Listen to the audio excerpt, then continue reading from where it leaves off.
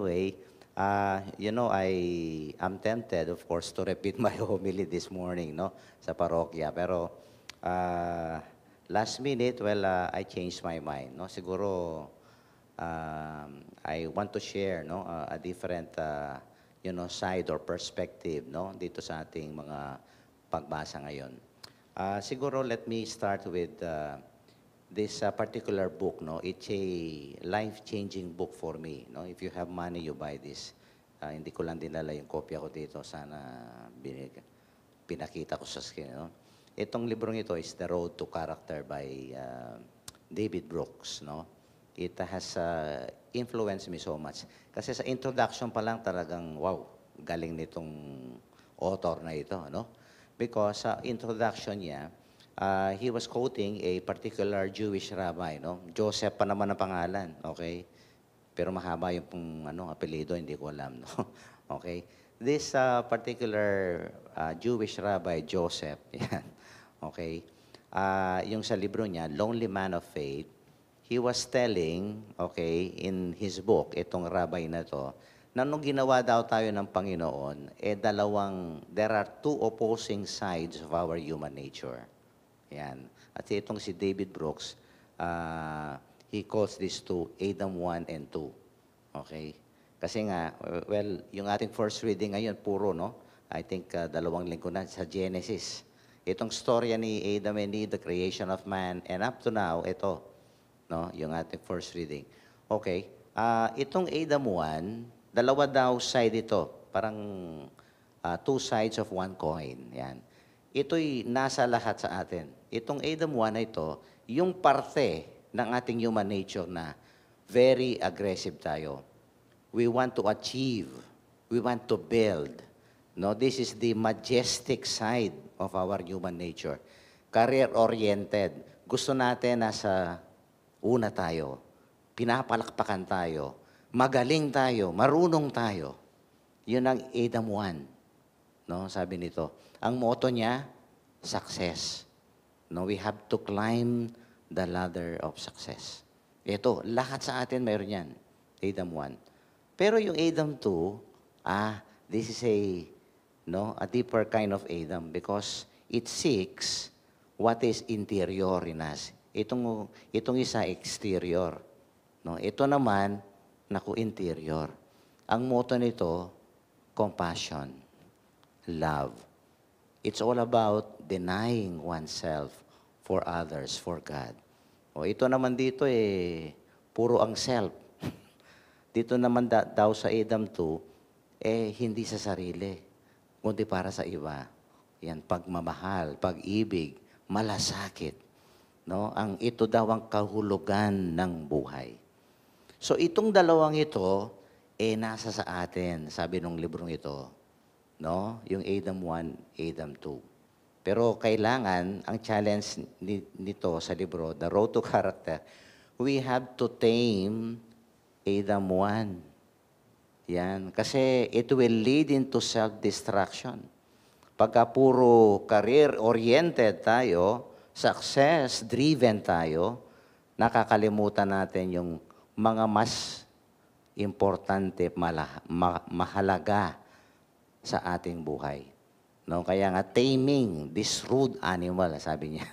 Okay. But sabi niya, hindi natin maaalis 'yan. Parating nandiyan 'yan. That's why we have to live, no, between the tensions of these two sides. Okay. I am telling you this why? Because the two readings they express these two sides of us. Itong first reading, ito yung Adam 1. Because they wanted to build this Tower of Babel. Oh, ito. They want to be, majestic. No? Hanapin kene, gawan tayo ini, na. Itang mirasya kimbanwo, bata mong maging pikabalwan. That is Adam 1. They want to be successful. They want people to know that they are the most competent, they are an expert, in building buildings. They want to be known by people. Yun ang Adam 1. Dito, no? At makikita natin yan. They were so arrogant They were so proud of themselves. Lahat tayo kung minsan ganyan. Gusto natin career, profession, magaling tayo. No? Okay? Pero anong ginawa ng Panginoon dito? Naku, sabi niya, guluhin ko nga ito. Because of their arrogance and pride, they wanted to build a culture but without God. No? Itong story ito, I call this man playing God. Marami sa atin ganyan. Tao lang tayo pero kung kumilos tayo parang Diyos. No? Yung bang kung minsan tayo lang ang magaling, tayo lang ang all-knowing, okay, kung minsan nagda-judge tayo ng ibang tao, that is man playing God. There are so many instances in our life when our focus, lalong-lalo na ang society natin ngayon, it nurtures Adam 1. Akala natin, if we have all these successes in life, we will be happy. Just like the people who build the Tower of Babel in the first reading. Pero mali. Kaya nga ang Panginoon, naku ito, kinastiguan nila. Talagang Talagang pinadapa niya. Ito mga taong ito. Anong ginawa ng Panginoon? Sabi kene, mayapa yung puntalantala, guluan tala rin salita da. Balangin na may kakaintindi. That's why this is the history why we have different languages. See? And the Lord intervened, no? Dito sa Tower of Babel. And, sabi ng ating first reading, because of that, simbulat nalaning apong gilwa nala, bangkanita ya dagawaiti, at ding tao king mabilo kayatu, misambulat la. Wow. There. Bala mo itang Magnificat, di ba? When we are proud, no, God, no, will humble us. Ining kekatamong gospel, it is Adam 2. It is the opposite of the first reading. Because what does the Lord here tell us? Well, oinipin. It's about denying oneself.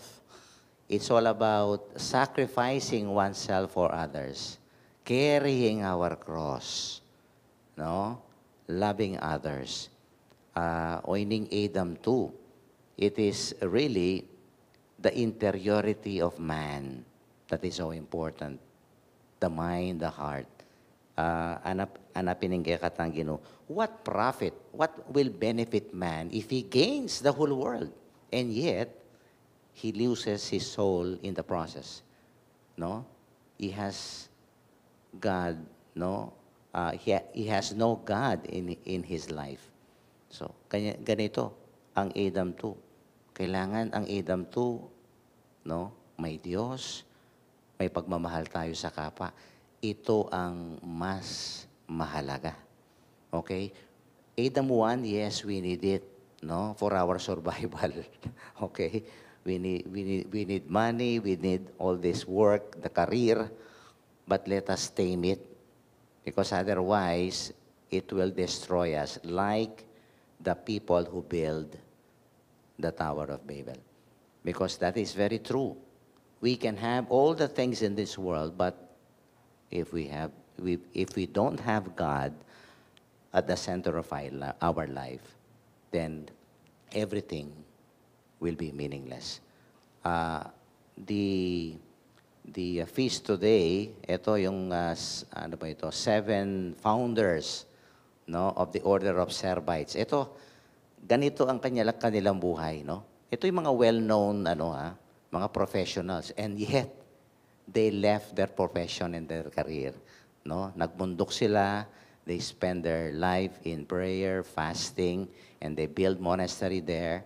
At makikita mo sa buhay nito kung paanong they totally dedicated themselves to God.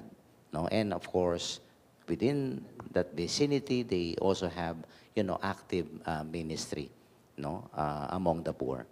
Ito, iniwan nila ang karangyaan. Nakita nila ang tunay na kayamanan ng Panginoon. No? To end my homily, I was reminded, no, when I was still a chaplain in Holy Angel University, nagbigay ko ng recollection sa mga estudyante, no? Itong valedictorian, nakausap ko, no, after the recollection. So sabi ko sa kanya, oh, ano yung plano mo pag gagraduate mo, valedictorian ka? My God, no, ikaw ang pinakamagaling. Sabi niya, Father, alam mo, pagka-graduate ko dito sa Holy, ay magta-transfer ako sa isang eskwelahan. Kasi gusto ko mag-doktor. Wala namang medicine dyan sa, sa Holy Angel. Ha? Talaga? Oo, Father. Gusto ko pong mag-doktor. At pag sabi niya, pag mag-aaral ako ng doktor, gusto ko may specialization ako. Wow! So, pagkatapos mong mag-doktor, anong plano mo? Siyempre, Father, sabi niya, pag na-doktor na ako, no?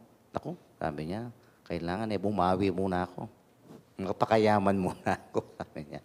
No? Kasi pangarap ko na magkaroon ako ng sariling bahay, mga gamit, no? And all these things. Talaga? Wow! O pagkatapos, sabi ko, pag may malaking kang ng bahay, savings in the bank, so what will you do? Siyempre mag-asawa ako, sabi niya. O pagkatapos mo mag-asawa, anong plano mo? Siyempre magkakaroon kami ng anak. Pag nagkaroon ka ng anak, anong plano mo? Siyempre I will, allow them to go to the best schools, no? Give them the best education. Okay. So, pagkatapos nun, sabi ko, anong plano mo? Siyempre, Father, matanda na kami, magkakapo na kami. Okay. O pag matanda ka na, anong plano mo? Sabi ko. Siyempre, mamamatay na. Pagkatapos mo mamatay, anong plano mo? Sabi ko. No? And hindi ko tinigilan. And then, he stopped for a while and then, he looked at me, sabi niya, Father, why are you asking all this? Ano ho ba ang ibig mong sabihin? Sabi ko sa kanya, ang gaganda ng mga plano mo sa buhay mo. Pero hindi ko narinig, iho, na may plano ka para sa iyong paglilingkod sa Diyos at sa kapwa-tao. Sana, sabi ko, yun din ang bigyan mo ng pagpapahalaga. Hindi lang yung karir mo, no? Hindi lang yung success sa buhay mo, success ng pamilya mo, sa Diyos at sa ibang tao. And then, he got my message. No? At sabi niya, thank you, Father, for reminding me.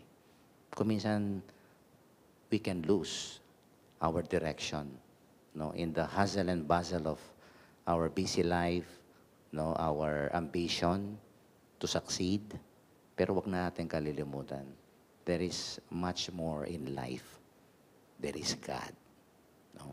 Kaya itong baunin natin, and let us, ask the special intercession of the 7 founders of this order of Servites. They discovered the real meaning, no, the fulfillment of their lives, because they centered their lives in God. Sana ganyan din tayo. And let us not, of course, imitate the arrogant and the proud people of the Tower of Babel. No? Later on, they were destroyed by the Lord.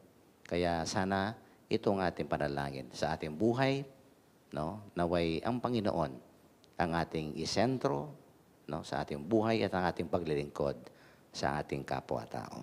Amen.